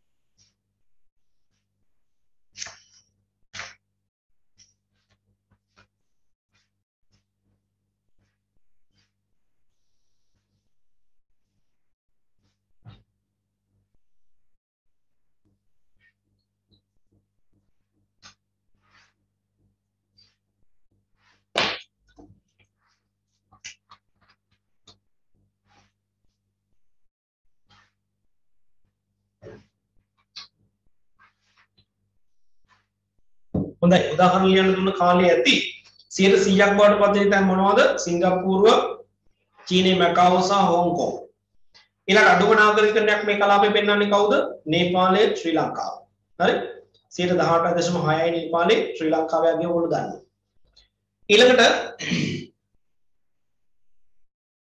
ඊළඟට තුන්වෙනි කලාපය උතුරු ඇමරිකානු කලාපය. නේද? උතුරු ඇමරිකානු කලාපය. උතුරු ඇමරිකා කලාපය ගත්තාම අපිට පේනවා 1950 ඉඳලා 50 වෙනකොට ලෝකයේ නාගරීකරණයට පත් වෙච්ච. ඒ කියන්නේ නාගරීකරණයට පත් වෙනවා කියලා කියන්නේ 150ක නාගරීකරණය පැනලා ගියා කියන අදහසනේ. නේද? 150ක නාගරීකරණ ප්‍රතිශතය ඉක්මවලා ගියා කියන එකයි. ලෝකයේ තියෙනවා 1950 වෙනකොට නාගරීකරණ ප්‍රතිශතය 150යි. එහෙම නැත්නම් නාගරීකරණය වෙච්ච කලාප තුනක්. ඒ උතුරු ඇමරිකානු කලාපය, යුරෝපා කලාපය සහ ඕෂිනියා කලාපය. ඒතර අපිට පේනවා මේ උතුරු ඇමරිකානු කලාපයත් 1950 ඉඳලා 50 වෙනකොටත් නාගරීකරණයට පත් වෙච්ච කලාපයක්. එයි අපිට පේනවා වගුවේ පෙන්වලා තියෙනවා 1950 වෙනකොට ලෝකයේ නාගරීකරණ ප්‍රතිශතයන් තුල උතුරු ඇමරිකානු කලාපයේ 63ක් වගේ ප්‍රතිශතයක් පෙන්වනවා. නේද? 63ක් වගේ ප්‍රතිශතයක් පෙන්වනවා. ඒ නිසා අපිට පේනවා 1950 ඉඳලා මේ දක්වාම නේද? මේ දක්වාම ඉහළ නාගරීකරණයක් ලෝකයේ පෙන්වපු එකම කලාපය තමයි උතුරු ඇමරිකානු කලාපය. එතන අපිට පේනවා මේ කලාපය අධිනාගරීකරණයකට ලක් වෙලා තියෙනවා. නේද? එයි අපිට පේනවා මේක 80%කට වඩා හැම රටක්ම පහේ 80%කට වඩා ඉහළ නාගරීකරණ ප්‍රතිශතයන් මේ කලාපයේ නියෝජනය කරන රටවල් විදිහට පෙන්වනවා. එහෙනම් අපි ඒක ගැන ලියමු. ලියන්න 1950 වන විට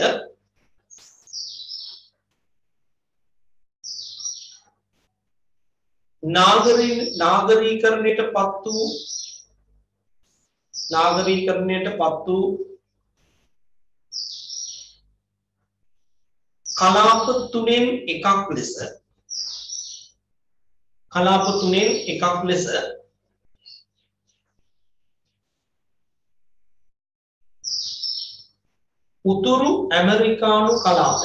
උතුරු ඇමරිකානු කලාපය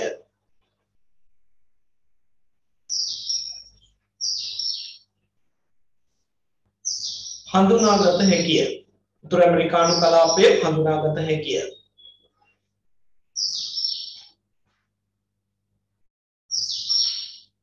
එතෙන් සිට මේ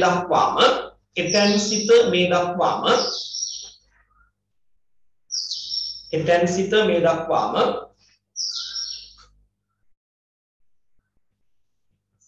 ලෝකයේ ඉහළම නාගරීකරණ ප්‍රතිශතය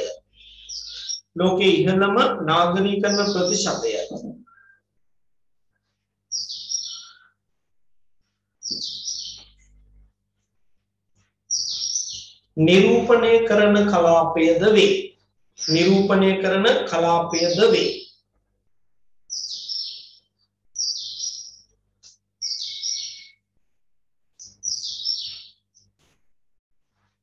මේ වන විට මෙම කලාපය නියෝජනය කරන මේ වන විට මෙම කලාපය නියෝජනය කරන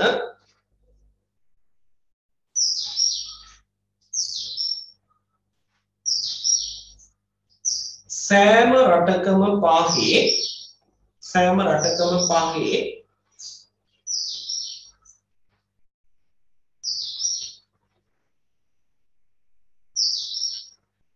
80%කට වඩා වැඩි 80%කට වඩා වැඩි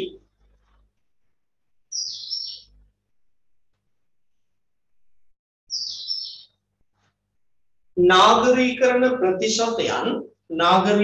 ප්‍රතිශතයන්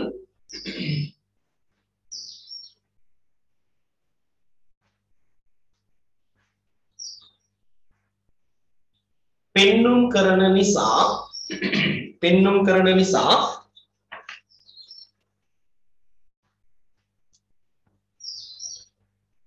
ලෝකයේ නාගරීකරණ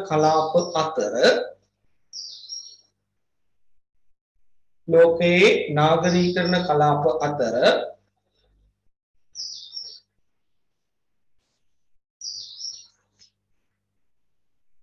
අධිනාගරීකරණයකට ලක් වූ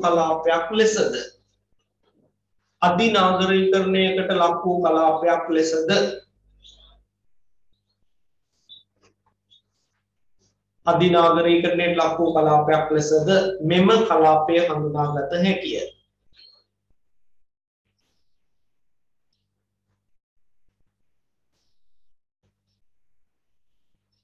හොඳයි. ඔතෙන්දී ඔයාලා උදාහරණයක් පෙන්නන්නකෝ. කාලෙන් කාලෙට මේගොල්ලන්ගේ නාගරිකයන් අගයන් අර වගුවේ තියෙනවා. 1950 දී 63යි. නේද? ඊළඟට 1970 දී යන්නේ. ඊළඟට 1990 දී යන්නේ. 2014 වෙනකොට කොහොමද කියලා යන්නේ. මේ අගයන් ටික ලියන්නකො. ඒතර මේ කතාව පැහැදිලි වෙනවා. දත්ත ටික තියෙනවා වගුවේ.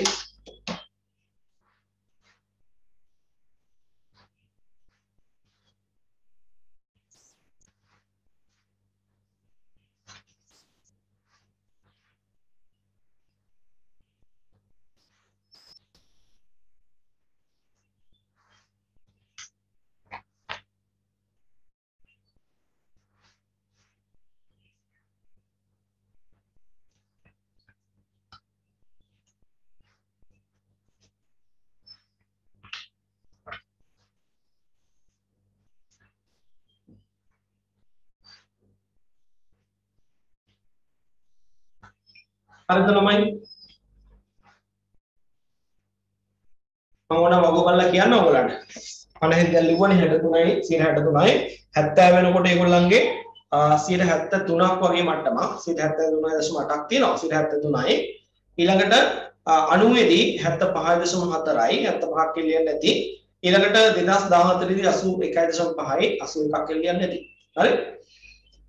ඒ මට්ටම් වලින් තමයි තිබිලා තියෙන්නේ. එතකොට අපිට පේනවා හැමදාම ලෝකයේ ඉහළම නාගරිකයන්ගේ පෙන්වන්න කරපු කලාපේ බවට පත් වෙලා තියෙනවා. ඊළඟට බලන්න කියනවා ලතින් ඇමරිකානු කලාපය සහ කැරිබියන් කලාපය. ලතින් ඇමරිකානු කලාපය සහ කැරිබියන් කලාපය. හරි? ඔය කලාපය ගත්තාම අපි දන්නවා ලෝකයේ සංවර්ධනයේ විමින් පවත්නා රටවල් තමයි වැඩි ප්‍රමාණයක් මේක නියෝජනය වෙන්නේ. මේ කලාපය තුළ නියෝජනය වෙන්නේ. ඒත් අපිට පේනවා මේගොල්ලෝ අප්‍රිකාව ඊළඟට ආසියාව ඊළඟට තමයි නාගරිකයන්ගේ සම්බන්ධයෙන් මේ ලතින් ඇමරිකානු කලාපේ ඉන්නේ. නේද? ප්‍රතිශත අගයන් අනුව සාමාන්‍ය අගය ගත්තාම 79.5ක වගේ අගයක් තියෙනවා 2014 වෙනකොට මේ කලාපය තුළ සාමාන්‍ය නාගරිකයන් මට්ටම විදියට. හැබැයි එහෙම 79.5ක වගේ මට්ටමක් වෙන්නුවට අපිට පේනවා බොහෝ නාගරිකයන් සම්බන්ධයෙන් අධි විචලතාවක් අධි වෙනස්කම් පෙන්වන කලාපයක් විතර මේක හඳුනා ගන්න පුළුවන්. ඇයි? ලෝකයේ ඉහළම නාගරිකයන්යක් පෙන්වන රටවලුත් මේකේ තියෙනවා. නේද? දැන් උදාහරණයක් විදිහට ගත්තාම 95.2ක නාගරිකයන් ප්‍රතිශතයක් පෙන්වන උරුග්වේ කියන රට තියෙන්නේ මේ කලාප. ඒ වගේම තමයි ඔයගොල්ලෝ දැක්කා අර මෙතන අපි ලිව්වේ මේ ලෝකයේ අඩුම නාගරිකයන්යක් පෙන්වන රටවල් කවුද? ට්‍රිනිඩාඩ් සහ ටොබැගෝ. 8.6යි හරිම අගය කිව්වෝ. 8.6ක් වගේ අඩු නාගරිකයන්යක් පෙන්වන රටවල් දෙක නියෝජනය වෙන්නේ මේ කලාපේ. එහෙනම් ඔන්න බලන්න 95ක් වගේ ඉහළ නාගරිකයන්යක් පෙන්වන රටවලුත් මේ ලතින් ඇමරිකානු කලාපය නියෝජනය කරනවා. ඒ වගේම ලෝකයේ නාගරිකයන්ගෙන් අඩුම රටවල් දෙක නියෝජනය කරන්නේ මේ කලාපේ. ඒ නිසා අපිට කියන්න පුළුවන් නාගරිකයන්ගේ විචලතා සම්බන්ධයෙන් ප්‍රමුඛ වන කලාපය තමයි මේ ලතින් ඇමරිකානු කලාපය. අපි ලියමු ඒක ගැන. ලියන්න. ලතින් ඇමරිකානු කලාපය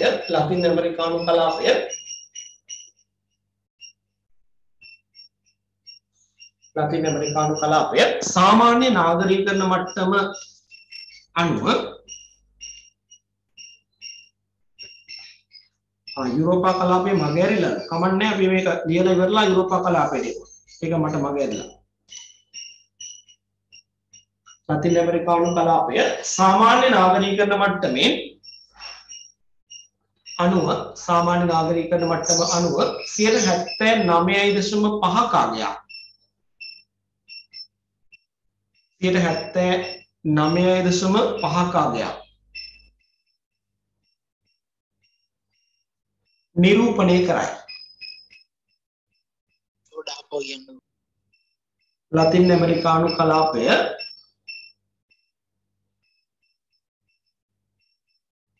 ලතින් ඇමරිකානු කලාපය සාමාන්‍ය නාගරීකරණ මට්ටම අනුව 79.5% නිරූපණය කරයි.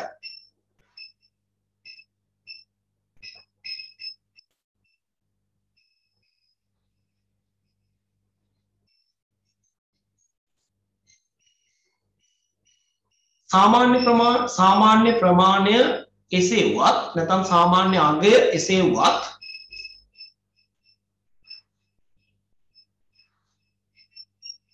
සියයට 95ක නාගරීකරණ ප්‍රතිශතයක් ඉක්ම වූ 95ක නාගරීකරණ ප්‍රතිශතයක් ඉක්ම වූ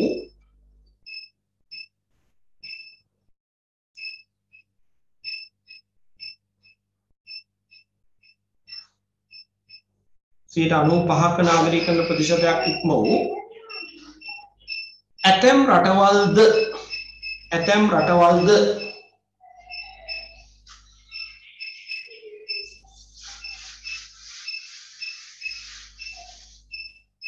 මෙම කලාපය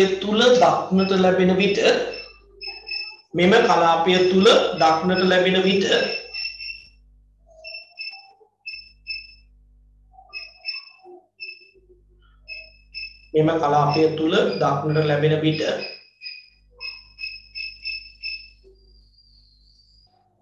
ලෝකයේ අඩුම නාගරීකරණය පෙන්වන රටවල් දෙකද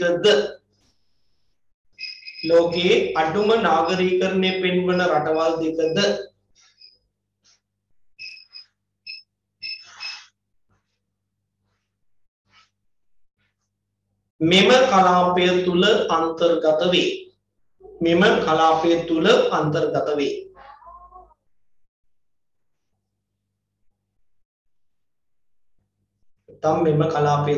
ඇතුළත් වේ.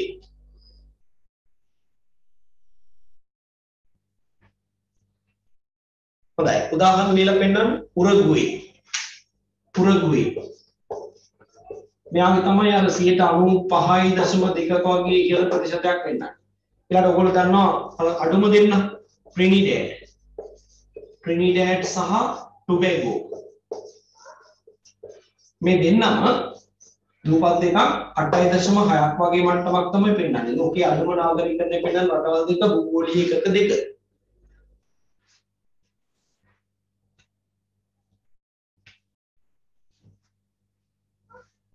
හොඳයි ලතින් ඇමරිකානු කලාපයක් කතා කළා. හැබැයි කතා කරන අතරේ මට එකක් මගහැරලා තියෙනවා යුරෝපා කලාපය. අපි ඒකත් කතාවට ගමු.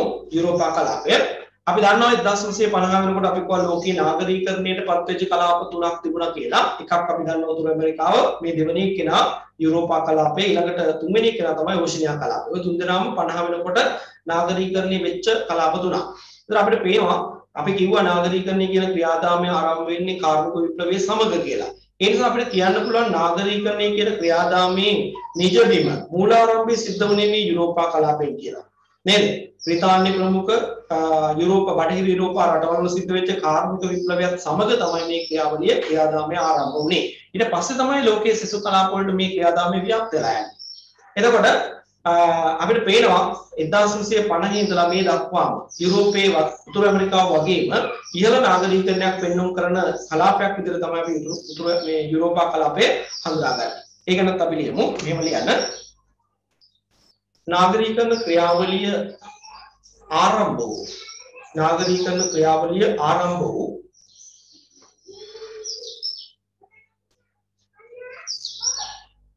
कलापीय वशीन यूरोपा कलापीय हंदुनागत है किए यूरोपा कलापीय हंदुनागत है किए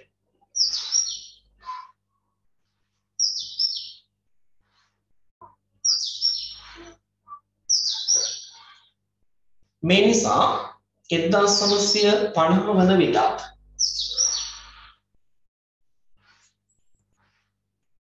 මේ නිසා 1950 වන විටත් නාගරීකරණයට පත් වූ කලාපයක් ලෙස නාගරීකරණයට පත් වූ කලාපයක් ලෙස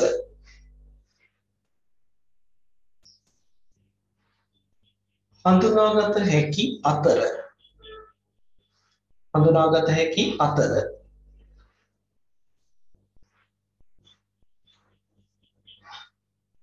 1950 සිට මේ දක්වාම 1950 සිට මේ දක්වාම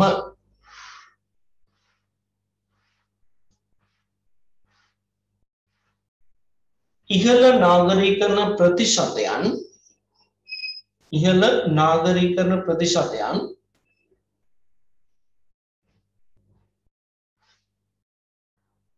පෙන්නුම් කරන කලාපයක් වේ.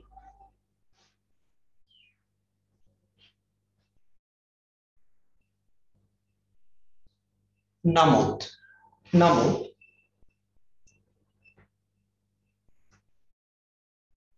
ලෝකයේ අඩුම නාගරීකරණයක් පෙන්වන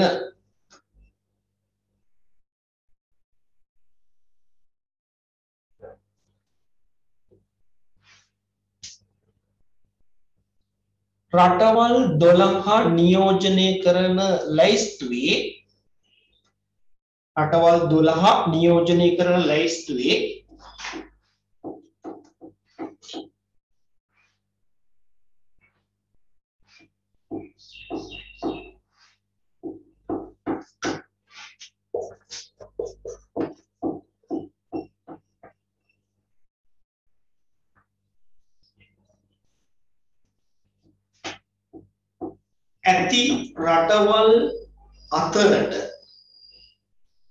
ඇති රටවල් අතරට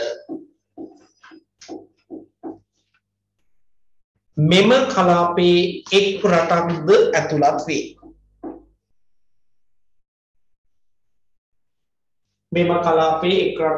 ඇතුළත් වේ.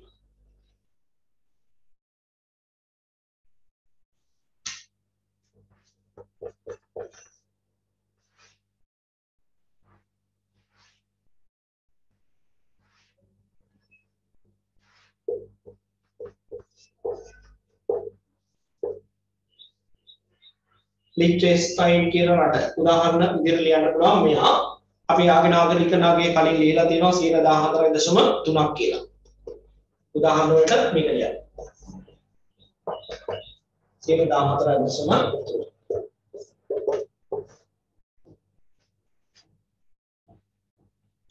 මේ අගය 2014 වෙනකොට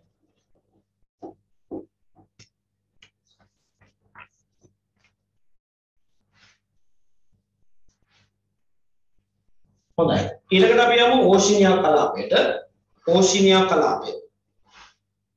අපි මෙතෙන්දී ඕෂිනියා කලාපය කියලා හඳුනාගන්නේ අර 1950 ඉඳලාම මේ දක්වාම නාගරීකරණය වෙච්ච කලාප විදිහට හඳුනාගත්ත කලාප තුනේ එකක් විදිහට තමයි ඕෂිනියා කලාපයත් හඳුනාගන්නේ. 50 වෙනකොට අපි කියන්නේ ලෝකේ කලාප තුනක් නාගරීකරණයට ලක් වෙලා තිබුණා කියලා උතුරු ඇමරිකාව, යුරෝපය සහ ඕෂිනියා කලාපය. ඒතර ඕෂිනියා කලාපය කියලා කියන්නේ ඕස්ට්‍රේලියාවත් ඒ වටා පිටලා තියෙන දුප්පත් රාජ්‍යයන් සමූහයක් එකට ගත්තාම තමයි අපි කියන්නේ ඕෂිනියා කලාපය. ඒතර මේ ඕෂිනියා කලාපය 1950 ඉඳලම මේ දක්වාම අපිට පේනවා ඉහළ නාගරීකරණ ප්‍රතිශතයක් පෙන්වන්න කරලා තියෙනවා.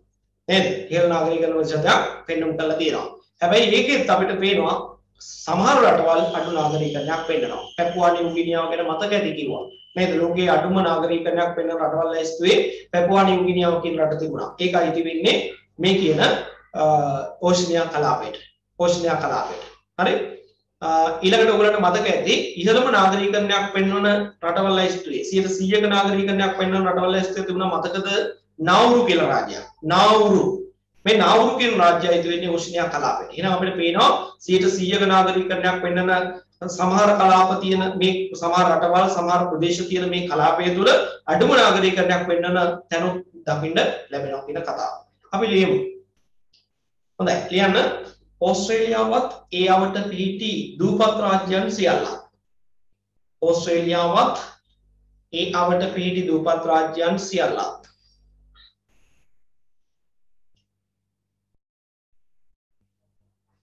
ඒ අවට පිහිටි දූපත් රාජ්‍යයන් සියල්ලක්. එක්ව ගත් විට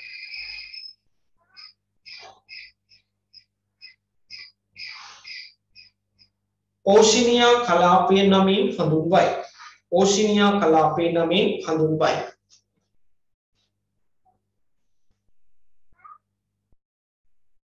එක්දහස් 950 සිටම මේ දක්වාම 1950 සිටම මේ දක්වාම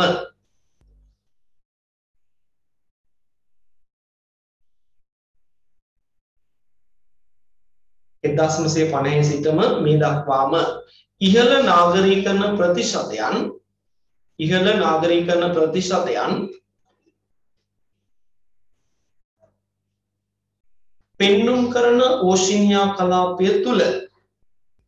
පෙන්නුම් කරන ඕෂිනියා කලාපය තුල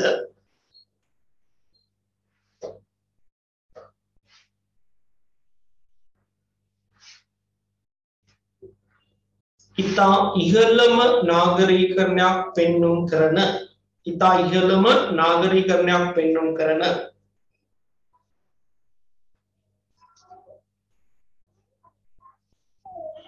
රටවල් මෙන්ම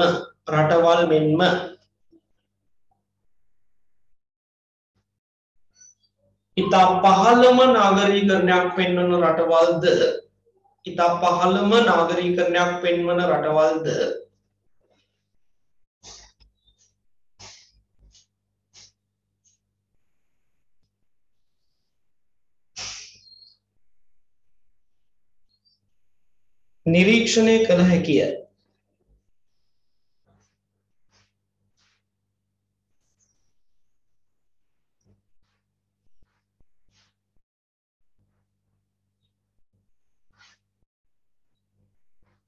නිරීක්ෂණය කළ හැකිය. හොඳයි උදාහරණ විදිහට පෙන්නලා දෙන්නකෝ මේ රටවල් දෙක. නාවුරු කියන රටේ තමයි දූපතේ තමයි 100%ක නාගරීකරණයක් පෙන්වන්නේ. පැපුවා නිව්ගිනියා වල තමයි මේ කලාපය තුල අඩුම නාගරීකරණය පෙන්වන්නේ. පැපුවා නිව්ගිනියා වල නාගරීකරණ අගය කීයද කියලා මම දීලා තියෙනවා අර අඩුම ලැයිස්තුවේ ලියපු තැනදී. නේද? 13ක් වගේ මට්ටමක් තමයි පැපුවා නිව්ගිනියා වල තියෙන්නේ. නාගරීකරණ ප්‍රතිශතය. හොඳයි. එතකොට අද අපි කතා බහ කළා ලෝකේ නාගරීකරණයේ ලක්ෂණ සහ මට්ටම් කියන දිග මාතෘකාව. නේද? මේකේ විෂය කරුණු ගොඩාක් තිබුණා. සංඛ්‍යාදත්ත ගොඩාක් එක තමයි කටයුතු කළේ. ඒ නිසා ටිකක් පාඩම් කරගන්න ගියාම ටිකක් සංකීර්ණ බවකුත් දැනේ. නමුත් මේවා ගැන වැඩි අවධානයකින් කටයුතු කළොත් මේවා වඩා ඉක්මනින් මතකයට යනවා. හරි මතකයට යනවා. ඒ වගේම තමයි නාගරීකරණයේ පාඩමේ රචනා පාඩම ප්‍රශ්නයක් හදන වෙලාවට ලකුණු 6කට 7කට ප්‍රශ්නයක් අහන්න පුළුවන් තරක් තමයි මේ අපි කතා කරන්නේ. නාගරීකරණයේ ලක්ෂණ සහ මට්ටම්. නිසා ඔබ ඊ ගැන වැඩි අවධානයක් යොමු කරන්න ඕනේ. ඊළඟට අපිට කතා කරන්න තියෙනවා නාගරීකරණයේ සාධනීය ලක්ෂණ.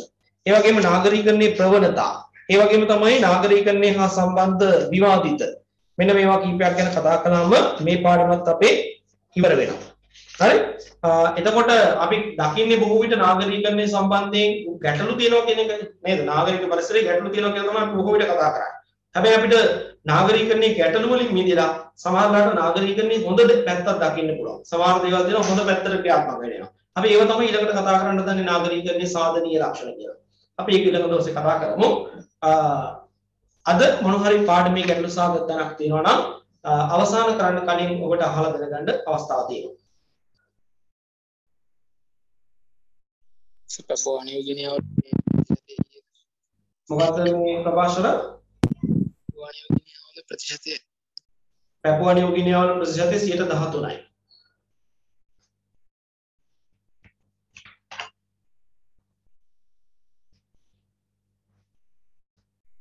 ගැටලුවක් නැද්ද ළමයි? හොඳයි. එහෙනම් සියලු දෙනාටම සුබ දවසක් වේවා. ආයුබෝවන්. ගිය සතියේ වීඩියෝ එකක් තියෙනවා. ඒකයි මේකයි දෙකම එකට YouTube එකට දාන්නම් නේ. තාම දැම්මේ නැහැ. එතකොට කියන්න අද පන්තිට සම්බන්ධ වෙන්න බැරි වෙච්ච අයටත් ඒක බලලා වැඩ කරගන්න පුළුවන් වෙයි.